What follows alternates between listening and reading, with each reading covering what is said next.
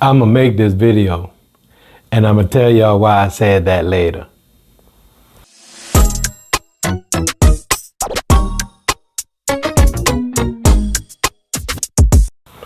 All right, y'all. So today we're gonna talk about conspiracy and dependency. So I made this video a couple days ago. Actually, I made two because the first one I had my camera, well, I know I had it facing forward, but I can't see the screen, so I did a whole video and the camera was facing back. So I redid a video, then I was clearing up some space and lost both of them. So anyway, that's the reason why I said I'm gonna make this video. So let's jump right into it. Okay, this video is on the heels of this whole AT&T outage thing. My wife and I, we have AT&T. So naturally, we were out most of the day, right? So I get up that morning. I usually get up around 4:30 or 4:45, put my phone on the charger, turn it off so it can reboot, whatever, and just leave it on the charger until I'm done getting dressed and get ready to go to work. And then I leave out and I turn my phone on right before I leave out, right? And then I get to work around 6 o'clock and jump in from my personal truck to my work truck, and I put my music on, whatever music I'm learning for church the next week or for choir or band or whatever. Or sometimes my friend will call me and we'll discuss work or we'll talk about work on the way to my second location.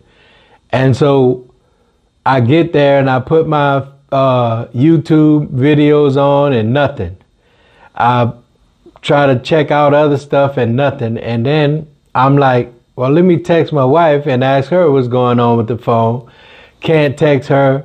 Her phone's not working. My phone's not working. Long story short, thank God I have a work phone. So by the time I get to my second location, I called her up and asked her about the phones. And she immediately goes to, trying to figure out what's going on, calling the company and everything. Come to find out the phones were off. And as we go through the day, we realize that it's not just our phones, it's a mass outage because somebody else at her job had issues with their phones, and then some of the guys that are in my class or whatever, they explained to me about what was going on. So that's what kind of brought this video up, right? And among other things, so we're going to talk about that. So here's my thing.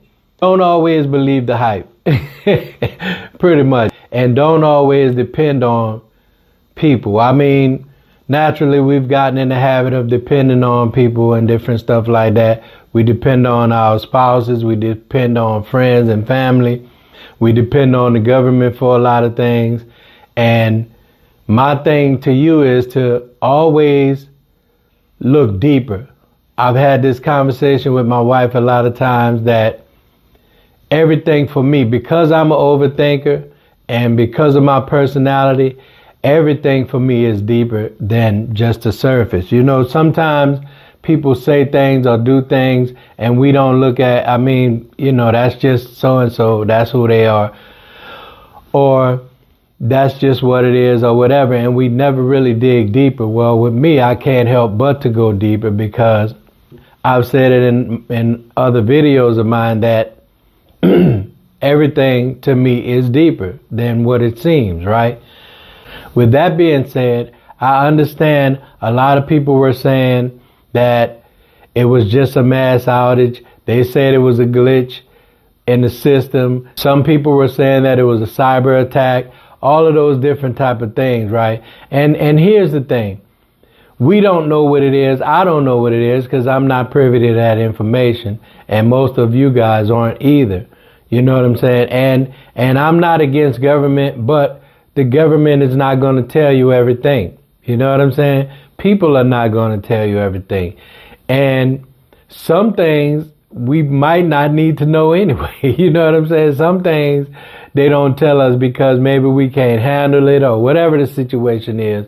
But the government is not going to tell you everything. You know what I'm saying?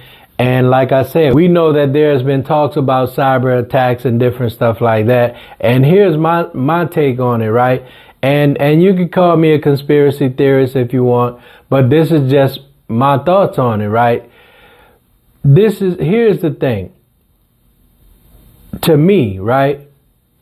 If you're the strongest country in the world, with the strongest military, with the strongest borders, and all of these different kind of stuff, with all of the allies, with everything else, and again, I don't do politics, and at the rate of being ignorant or sounding ignorant, whatever, I don't do politics, but it's all over the internet and it's all over the news and everywhere else. You know what I'm saying? So back to what I was saying, if you're this big, major, powerful entity, what other way to attack other than through a cyber attack or through issues like that or things like that? You see what I'm saying? So again, I don't know if that was a cyber attack. I can't say that it was or it wasn't. Or if it was a glitch in the system or whatever the situation might have been, right? But we'll never know that. You know what I'm saying? So with all of that being said, my plea to you is that you get prepared, because let's go back to that whole day I was thinking, and again, my phone came back on probably around, it was after lunch though, it had to be around 2 or 3 o'clock or somewhere around that time. And just in that small amount of time, I realized how much that affect me, right? Because everywhere you go in the world, you see people with a phone in their hands, right? And whether it be they're doing business or scrolling on the internet or whatever the case might be. So that made me think, you know what I'm saying? I kind of had an epiphany, if you want to call it that. It's like, so what if the phones don't come back on? What if the internet doesn't come back on? And here's the thing, I follow these, and I've been following these people for a long time, but I follow these. Some of those guys are ex-military and some of them are just doomsday preppers. So their narrative is that one day we're going to go off grid, and one day there's going to be maybe a cyber attack or I can't remember the other name, but I saw this video and I'll post a video in a minute. But that's the narrative of the doomsday preppers and some of the guys that are ex-military, and they teach you how to make fires. They teach you how to basically survive off grid, right? With no lights, no water, no fire, no food, you know, all of those different type of things. And I'm not saying that you have to do that, because some of these people are like way, way, way, way out there. And rightfully so, if one of those situations were to happen, right? I mean, these people got underground bunkers and enough food supply to last for 5 years, enough water, medicine, and whatever they may need in their lives for at least up to 5 years. Now, we all can't afford that. You know what I'm saying? But here's my thing. If something were to happen, I would at least like to have some extra water and some, and check this out, right? Ain't nobody gonna be worried about whether it's organic or gluten-free and all of that other foolishness, right? Not that it's foolishness, but people gonna be trying to survive, right? And have some sustenance, some sustenance, something with sustenance, something you can eat and survive on. So I always say, grab you some Vienna sausage, some ramen noodles, some Spam, beans, and different stuff like that, and just store them up every once a month or so. You can just grab a few packs of those things, and eventually they'll build up, right? It's just like when COVID first happened, right? And nobody could find tissue or paper products or different stuff like that. You know what I'm saying? So saying all of that to say is, if you just go back within the last 4 or 5 years or so, we've seen things that we have never seen before in this country, right? With the COVID thing and everything like that, and trying to get water and tissue, just stuff like that, you know, let alone medication and food and other stuff like that. We know how that situation turned out. So I'm saying all of that to say, be prepared. You never know. I mean, and you never know what tomorrow is going to bring, but that's life. That's life in general. You know what I'm saying? So anyway, I'm going to play this video about this guy that I saw on TikTok, and just check it out. You know what I'm saying? And when you get a chance, or if you get a chance, or if you want to or not, you can check out some of these doomsday prepper guys. And not to say that we're going to ever have a doomsday. And I pray that we don't. I pray that we never have a cyber attack. I pray that everything is going to be everything, or everything is going to be good, but life ain't always good. So it is what it is. And I'm not saying be as extreme as some of those guys, or live the way I live my life, because it's a miserable way to live in the what if. You know what I'm saying? What if this happens? What if that happens? That's miserable. And I can tell you firsthand, because I live that way every day. You know what I'm saying? And most people, they don't even think about the what if. They just say, you know what, this is what it is, and I'm doing it. And they just jump in head first. And most time they come out good, or it comes out, you know what I'm saying, the way they want it to or expect it to. But if I keep living in the what if, then I'll never jump. You see what I'm saying? So I'm not saying to do it that way. I'm just saying, just have an open mind and have a thought process with some of these things. You know what I'm saying? Because again, we've seen things in our lifetimes that the people before us never thought or never dreamed would happen, right? And with this whole internet and telephones and computers and all of that type of stuff, most of our lives are run by that, because you can take your phone right now, you can order food, DoorDash. You can order from Walmart, they'll bring it to your door. You can tap your phone and pay for something, right? Or you can order your medication. There's countless things you could do with the cell phone and the internet. But again, thinking about that situation that happened the other day, if we don't have that option anymore? You know what I'm saying? I don't order food, so that's not an option I worry about. But I might order my medication, or I might order something else. You see what I'm saying? And just like the cars and the vehicles that we drive, most of the newer vehicles have onboard computers and OnStar and all of these different things, right? So all of that is effective. And just last month, or just in December, I went home and my brother was showing me, he has a Tesla now, and he was showing me how it works. All of that is controlled by computers. You see what I'm saying? And not just the Teslas, but some of our other vehicles are controlled by computers. You know what I'm saying? And so we have to keep all of those type of things in mind. You see what I'm saying? And so with that being said, I'm going to play this video and then I'll get right back to it. So check it out. Okay, this is a bit creepy. Let me know what you guys think. So, why does NASA have all these old school cars? My thoughts are, they're cars without computers in them. All from the 1970s. They're preparing for an EMP blast. What's odd is they're not just old school NASA cars. Here's a news car.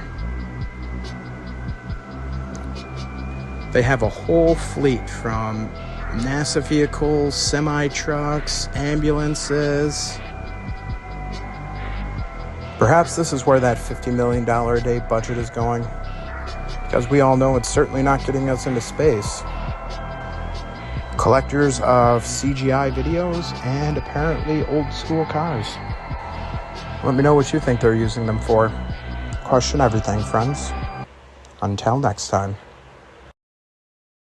So what he was talking about in the video is that NASA has all of these older cars and everything stored up just in case whatever the blast he said. But anyway, just in case of that, and those cars, given the fact that they have fuel, which I'm sure they do have fuel stored up, they can still run.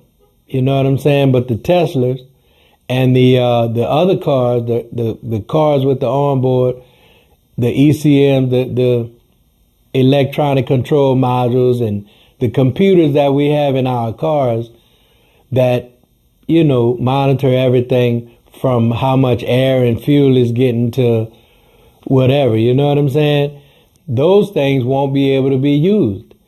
You see what I'm saying? Because no internet or whatever this blast thing that's going to cause that to happen. You know what I'm saying? And I'm not saying do like NASA. I'm not saying do like the doomsday preppers, but have a thought process about it. And that's my main point. Now, on the other side of that, as far as the dependency, right? We shouldn't depend on everybody. I'm guilty. I'm 100% guilty. I depend on my wife for so much. God forbid if something happens to her, I'm going to be thrown off. You know what I'm saying? Not even just with the grieving part of it. That's like a major part of it. But with the business side of it, because we have an agreement or because the way our marriage is set up, she takes care of all of the business. She takes care of all of the bills. She takes care of all of the making appointments and all kind of other stuff, right? And I take care of the vehicles. If something break, I fix it. I get them clean. I fill them with fuel. I do other stuff around the house as well. But I'm saying those are some of our agreements that we have in our marriage, which means I depend on her way more than I should. And I'm sure she would probably like some help with all of that sometimes. But because I've gotten so complacent and so cool with that and knowing that she gonna take care of it, it's just like when my check hit the bank, she used to send me the pay stubs, and I say I don't need to see that. Or whenever she pay a bill, she'll send me the receipt saying that she paid the bill. I don't need to see that because number one, I trust you enough, and number two, you're the planner. You're the accountant. You got that. Handle that. You know what I'm saying? And that ain't cool because, again, I'm sure she would probably like some help with that. But because she's good at it, and again, it works for me, then that's the way we have it. Now, if something were to happen to me, of course she would have to grieve, or she would have that grieving process, but she could pay somebody to fix the car. Which is going to cost her, or she can go put fuel in the car herself, or she can do, but even the things that she depends on me for, she's going to have issues with. You know what I'm saying? And that's the point I'm trying to make. Sometimes we depend on people too much, whether it be our spouse, whether it be our friends or our jobs or the government. You know what I'm saying? We depend on them too much. We depend on our jobs to be our source. You see what I'm saying? If that makes sense. And we depend on the government to keep us informed about everything that's going on in the world or everything that they're going to do. But it ain't happening. They're just not going to do it. They ain't going to tell you everything.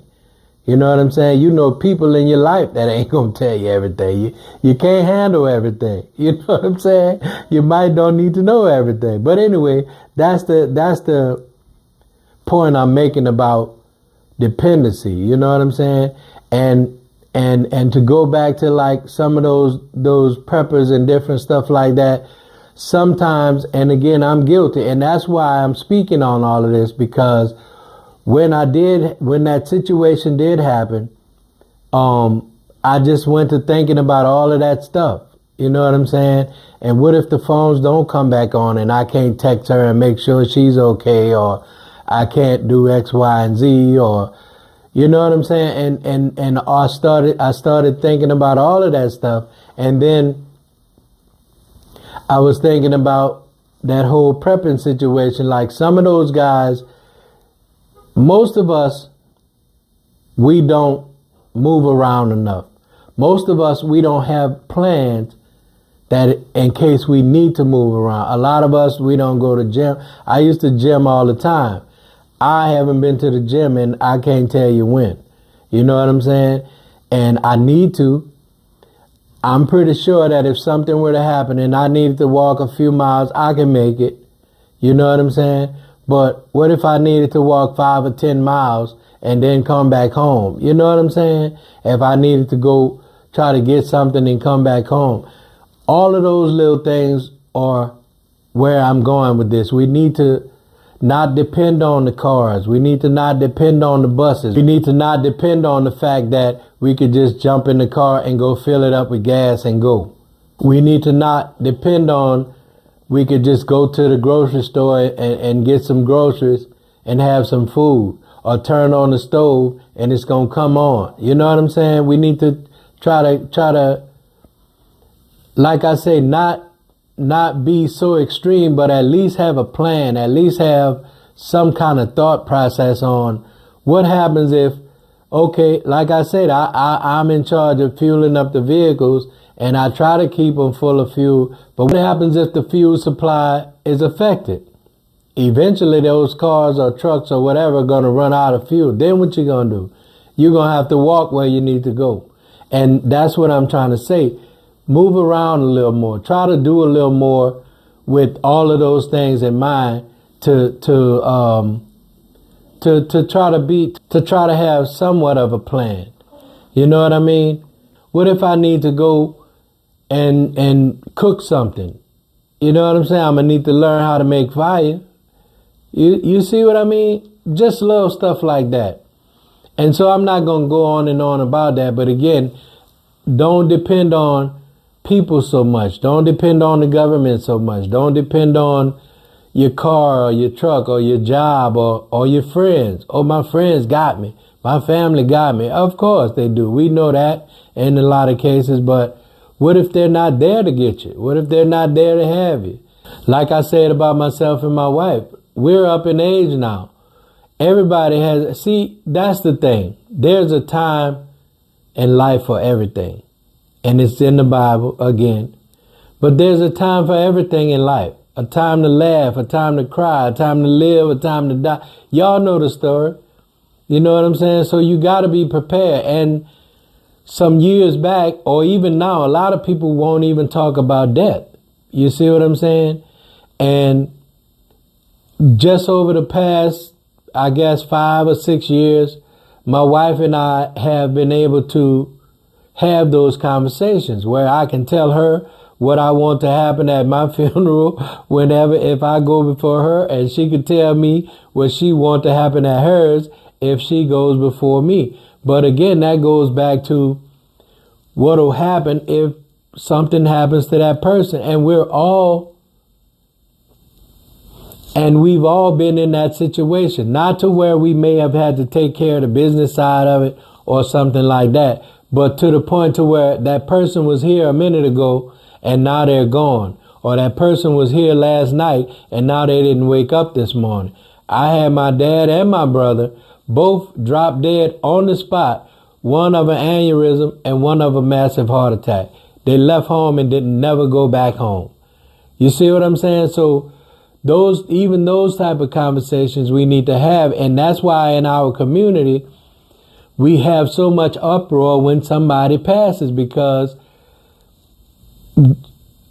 up until now, or just recently, and not to shine a bad light on our community, but we never wanted to talk about death. We never wanted to do a will. We never wanted to have insurance. Well, we had insurance because I can remember as a kid, the insurance person used to come around to the house and collect money, and stuff like that. You know what I'm saying? But a lot of us didn't have insurance. A lot of times a person died and we got to have suppers and parties and all that kind of stuff to try to raise money to bury him. You know what I'm saying? And all of that goes back to the fact that nobody wanted to talk about that. And in a lot of cases, we couldn't afford it, or they couldn't afford it.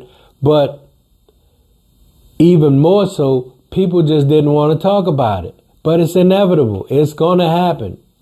There are things in life that are just inevitable. They're going to happen, whether you want them to or not.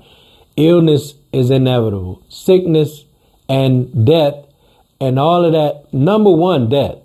You know what I'm saying? You can go forever without getting sick, but eventually one day you might. But you can't go without dying. One of these days, there's a time to laugh, a time to cry. There's a time to be born and there's a time to die. It's going to happen. So we need to have those conversations. And the best part about that for me is that I said earlier that I would have some issues, but because my wife is such a planner, she has probably got notes in different places. You know what I'm saying? But she does have like files and stuff where if something happens, you can go in here and look. You know what I'm saying? And we had that scare not long ago. A year or two ago, she got sick. And I had to help out with that situation. But she still did it. You know what I'm saying? I brought she has a ledger, or she keeps notes, or she keeps whatever, a ledger or a tablet, whatever you want to call it. But she keeps all of that information. Who needs to be paid on what day, who they are, all of that stuff. That would help me out. But I still got to grieve. You know what I'm saying? That in itself is something that we don't want to do. You know what I'm saying? But anyway, I believe I've covered that enough. And like I said, just don't depend on people so much.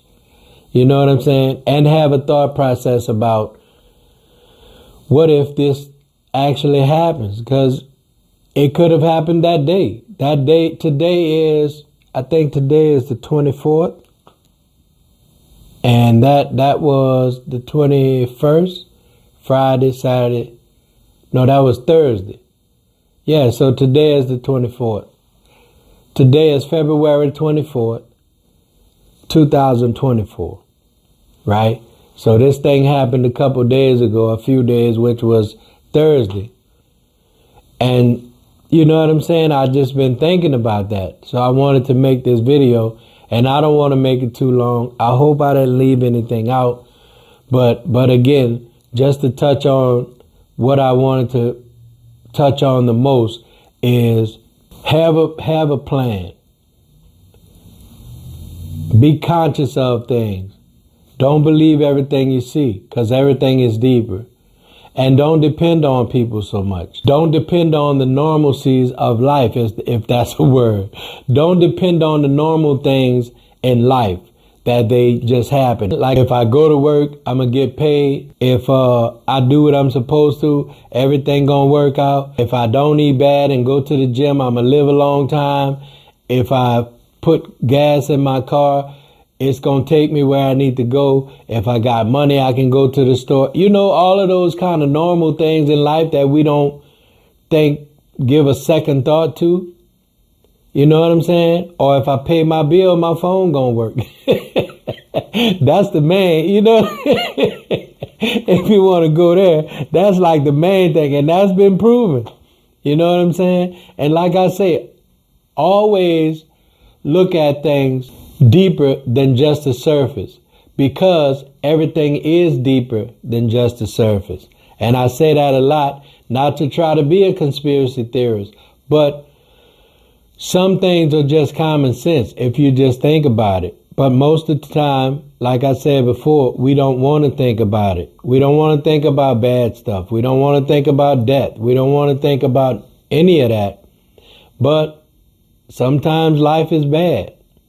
And death is inevitable. And just like sickness and illness and all of that, most of us, most of the people I know are living paycheck to paycheck. If you miss one or two, you might be just as bad as the person that's under the bridge. So just keep that in mind.